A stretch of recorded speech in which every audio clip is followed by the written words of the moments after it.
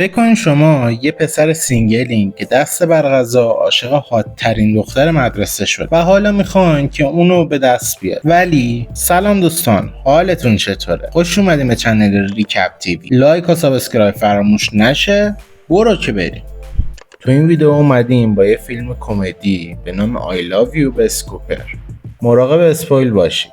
با شخصیت اصلی فیلم شروع میکنیم. پسری به اسم دنیس، پسر خجالتیه که قراره تا آخر عمرش سینگل به گور بشه. پسر داستان ما از شانس بعدش عاشق هات‌ترین دختر مدرسه شده و اون کسی نیست به جز بس کوپر. در سکانس بعدی دنیس رو میبینیم که داره با بهترین دوستش ریچ درباره عشق آتشینش به بس حرف میزنه که اون بهش میگه داداش من استاد مخ زدنم، البته جون عمش. تو بهترین راحت اینه که هرچی سریعتر احساساتتو بهش بگی یا برای همیشه سینگل به گور بمونی. دنیس هم تصمیم میگیره توی جشن فارغ التحصیلی راجع به عشق آتشینش نسبت به بس موقعی که داره سخنرانی میکنه صحبت کنه.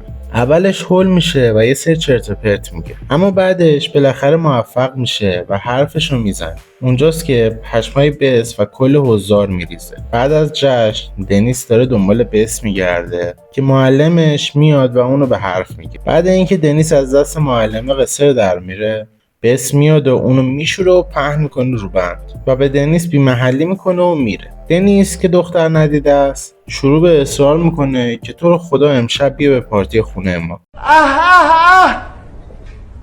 چندش! همون موقع است که دوست پسر سابق بس یعنی کوین که بچه قلدر مدرسه است میرسه و یقه‌شو میگیره. میخواد که دنیس رو پاره کنه، اما معلمشون صداش میکنه و کوین نمیتونه کاری انجام بده. کمی بعد دنیس و ریچ دارن به خونه میرن تا با همدیگه همه وسایل پارتی و اشغال آماده کنه. بعد انجام کارا دنیس لباسشو عوض میکنه. پدر مادر دنیس قبل از رفتن بهش یه شامپاین نابی میدن و پدرش میگه پسرم دارم برات هزینه میکنم، ببینم چی کار میکنی، و با مادرش میرن. دنیس ما هم که از استرس داره میمیره دم در وایساده منتظر بس که متوجه اومدن بس و دوستاش میشه و میبینه که بس با یه ماشین آبی اومده و یه لباس قرمز سکسی. همه وارد خونه میشن و دنیس و ریچ سعی میکنن با یه شوخی بیمزه سر حرف باز کنن، ولی گند میزنن و دخترها با تعجب نگاهشون میکنن. پس دنیس میگه که ولش کن بابا، بیا این شامپاین رو باز کنیم. دنیس بدبخت شروع میکنه به باز کردن شامپاین که یهو چوب پنبه میخوره تو صورتش. بس که میبینه اون از درد داره به خودش میپیچه، میشینه روی سینه‌اش و بستنی میذاره رو صورتش. یکم بعد متوجه میشه که بله آقا دنیس زده بالا. همون موقع است که ریچ با وسایل جلوگیری میاد. دوستای بس وسایل خاک برسری میبینن و یکیشون باد میکنه. بعد از اینکه مطمئن میشن اونو بادکنک نیست قاطی میکنه. وقتی دارن از خونه میان بیرون یهو کوین دوستاش با ماشین سر میرسن و روی چمن پارک میکنه. یکی از دخترها دوستای کوین رو دعوت میکنه تو خونه و دنیس هم که میدونه کتک تو راهه حسابی میترسه و دختر رو میکشه تو، در رو میبنده و بهشون میگه تو رو خدا در باز نکنی چون کوین منو پاره میکنه. اون تو خونه میدوه و پنجره ها رو میبنده، اما یکی از درها باز میمونه و کوین میاد تو. گلدونی که دم دستشه رو برمیداره و پرت میکنه تو دیوار. بعدش هم یه بطری شامپاین به سمت دنیس پرتاب میکنه و بعد بطری‌های بیشتر. حتی دوستای وحشیش مایکروویو رو بلند میکنن و به سمت دنیس پرتاب میکنن. دنیس و ریچ سعی میکنن فرار کنن و از پله میرن تو اتاق دنیس تا وسیله‌ای برای جنگیدن و دفاع از خودشون پیدا کنن. دنیس یه شمشیر اسباب بازی از جنگ ستارگان میگیره دسته که یهو کوین رو وام. دنیس شمشیر رو به سمتش میگیره. کوین هم دسته اسکلت بدبختی که کنار اتاق رو جدا میکنه و با اون شروع به زدن دنیس میکنه. همونطور که داره دنیس رو پاره میکنه ریچ نامرد از پنجره میپره بیرون و فرار میکنه. همون موقع کوین دنیس رو خفت کرده و میخواد بزنتش که یهو بس میاد و با کله همون اسکلت بدبخت میزنه تو سر کوین و دنیس رو نجات میده. خدا بس دیگه، خسته شدیم دیگه. من نمیدونم این اسکلت بدبخت چه هیزم تری به اینا فروخته. دنیس میره که از پنجره فرار کنه که میبینه ریچ هم آویزونه. زمانی که داره فکر میکنه چه گلی به سرش بگیره کوین میاد و با همون شمشیر میخواد بکنه.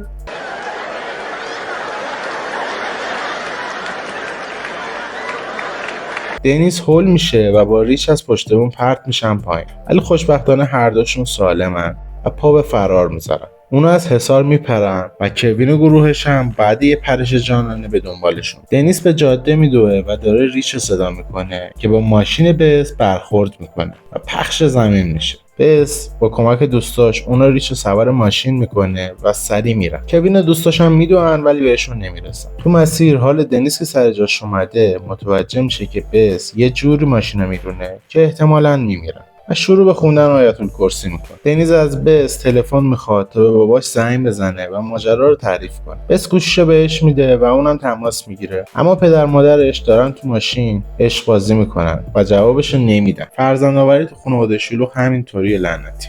یهویی بس متوجه میشه که کوین میتونه اون رو ردیابی کنه و پیداشون کنه. پس تلفن از پنجره میندازه بیرون، ضبط رو روشن میکنه و میزنه دنده بیخیالی. شروع به خوندن میکنه و همه آهنگو با هم دیگه میخونه. کمی بعد دمه پمپ بنزین وای میسن تا چیپس و آبجو بخرن و یکم تنقلات. صندوقدار میگه فروش مشروب به افراد زیر سن قانونی ممنوعه. بس بهش میگه اگه این مسئله رو حل کنی بهت قول میدم که یه بوس پرشور بهت بدم که تا حالا تو زندگی تجربه نکرده باشی. دنیس پشماش میریزه و چون عاشقشه ناراحت میشه. اونو به ماشین برمیگردن و به جنگل میره. بس یه بطری آبجو رو با دندونش وا میکنه. دنیس هم جوگیر میشه و سعی میکنه همین کارو بکنه ولی دست با چلفتی دندون شیریشو میشکنه. ریچ هم با 2 تا دختره دیگه میرن که قدم بزنن و با گاوا روبرو میشن. همون موقع بس و دنیس مشغول گپ زدنن. ریچ که حسابی جوگیر شده با دوستای بس سعی میکنن یه گاوا خواب و هول بدن ولی اون از جاش تکون نمیخوره و یهو همه گاوا بیدار میشه و میذارن دنبالش. بنابراین اونا فرار میکنن و به جاده برمیگردن و بس هم طبق معمول یه جور رانندگی میکنه که باعث خوندن همگانی آیت الکرسی میشه. اونا با چراغ خاموش دارن میرن که یهو به یه ماشین میزنن. پدر مادرش هم که دارن کارهای اداری انجام. باباش سریع پیاده میشه و شروع میکنه به لباسش مرتب کردن و اوضاع رو جمع جور کنه که اونا هم با دیدن این صحنه با عجله فرار میکنه. به یه پارتی شلوغ میرن و شروع به اشغال میکنه. بس هم چند تا از دوستاشو میبینه و شروع به حرف زدن با اونا میکنه. تو همون زمان دنیس میره که دستشویی پیدا کنه اما با گرگ روبرو میشه که یکی از همکلاسیاشونه. گرگ اونو تو اتاق خالی میکشه و بهش میگه که خیلی استرس داره و از رابطه داشتن با دختره میترسه. دنیس یه کمی باهاش حرف میزنه و دلداریش میده و با هم کم کم دوست میشن. سکانس بعدی دنیس و ریچ دارن توی مهمونی حال میکنن و به شکمشون میرسن که خبر میدن کوین هم اونجاست و قصد داره اونا رو پاره کنه. پس بنابراین پا رو میذارن به فرار، اما کوین پیداشون میکنه و خفتشون میکنه. اونا رو به اتاق نشیمن میبره و مربی فوتبال که اونجاست شروع مبارزه بین دنیس و کوین رو اعلام میکنه. اما دنیس که میدونه جلوی کوین هیچ شانسی نداره و اون داغونش میکنه شکست میپذیره و شروع میکنه به قانع کردن کوین که اونو ببخشه و از سر تقصیراتش بگذره و از این حرفا. کوین هم یه مش نثارش میکنه. یهو گرگ سر میرسه و وقتی دنیس رو با اون حال میبینه غیرتی میشه و همه رو لطاف‌وار میکنه. حتی مربی فوتبال هم میزنه. ولی کوین دوباره بلند میشه و با چند تا مشت گرگ رو به زمین میزنه. دوباره دنیس رو بلند میکنه و مشتش رو بالا میبره که یهو بس با ماشین کوین میاد تو خونه و پشمای همه میریزه. توی صورت کوین قشنگ یه یاعج سر امامزاده ها میشه.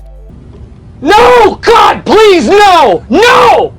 No! امیدوارم تا اینجای ویدیو لذت برده باشید. برای حمایت از من لطف کنین و منو سابسکرایب کنین. ممنونم ازتون. خلاصه دنیس و بس و دوستاشون فرار میکنن. کمی بعد اونا جلوی مدرسه‌ن و بس کلیدو در میاره و در ورودی رو باز میکنه. اونا داخل میرن. توی سالن بس که میبینه دنیس ناراحته با دختره شروع به رقصیدن و آواز خوندن میکنن. ریچ هم که از خدا خواسته شروع میکنه حسابشون غیر دادن. کمی بعد که یکم حال دنیس سر جا اومده بس و دوستاش به حموم میرن. دنیس هم یواشکی وارد حموم میشه. بعد اینکه میبینه اونا فقط حوله تنشونه حساب خجالت میکشه. میخواد که بره ولی متوجه میشه که دختره اصلا خجالت نکشیدن که هیچ. بعدشون هم نیومده. بس دنیس رو صدا میکنه و وقتی برمیگرده دقیقاً جلوی صورتش لخت میشه و حولش رو میندازه زمین و به حموم میره. دوستاش هم همین کارو میکنن و میرن.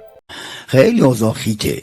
ریچ میرسه و با فهمیدن این موضوع جامه میداره و به سمت همون میدوه. دنیس هم که لباس زیر بس رو میبینه حسابی میزنه بالا و شروع به درآوردن لباساش میکنه. اما یهو دوباره کوین مثل عجل معلق سر میرسه. یکی نیست بگه بابا این بدبخت رو ول کن بذار خوش باشه. شروع میکنه به زدنش و یهو ریچ میرسه و اونی که از بچگی با حوله ضربه زدن رو تمرین کرده بوده، اون تو بچگی اینجوری خیلی کتک میخورده، شروع به لطه پارک کردن اونا میکنه. دنیس و دخترها هم فرار میکنن و به ماشین میرسن. ریچ هم به اونا ملحق میشه و دوباره به جاده برمیگرده. دنیس که الان یه پیرن تنشه که اونم خیسه، به اصرار بس لباسشو در میاره. بس همونو از ماشین بیرون میگیره تا خوش بشه. احتمالاً یه رگ شیرانی بود. همینطور که دارن میرن یهو لباس از دست بس میفته. اونا کنار میزنن. دنیس لخت بیرون میره که لباسشو پیدا کنه. ولی وقتی دخترها اونو با لباس زیرش میبینن حسابی میزنن زیر خنده و مسخرهش میکنن.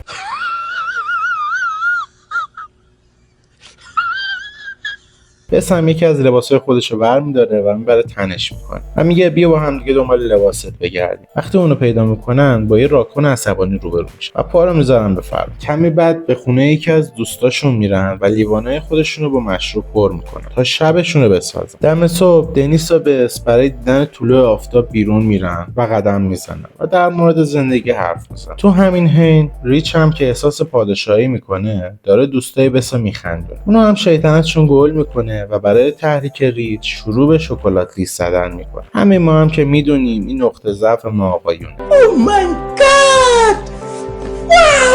پس بنابراین ریچ هم گول شیطون رو میخوره و میره برای کارهای اداری. در سکانس بعدی ما دنیس و بس رو میبینیم که دارن طلوع آفتاب در کنار همدیگه میگذرونن. دنیس هم بالاخره شجاعتش رو به دست میاره و به بس اعتراف میکنه که هنوز اونو دوست داره. با اینکه با اون چیزی که فکر میکرده خیلی تفاوت داره و بیشتر داش مشربیه ولی دوستش داره. همون لحظه یهو جفتشون احساساتی میشن و اولین بوسه‌شون رو تجربه میکنن. صبح اون روز خانواده دنیس مشغول به تمیز کردن خونه که رد ماشین رو چمن میبینن و پشماشون میریزه. دنیس با ماشین بس برمیگرده و با دوستاش پیاده میشن. پدر دنیس از این به هم ریختگی حسابی عصبانیه و میخواد دنیس رو دعوا کنه ولی مادرش نگران زخمای دنیسه. اما با این وجود هر دوشون خوشحالن از اینکه به دنیس خوش گذشته. پدر دنیس یه نگاه به دختره میکنه و میگه الحق که پسر خودن، عجب دافایی برزد و میره. در سکانس پایانی دنیس و بس با هم دیگه خدافظی میکنن. بس یه بوسه آتشین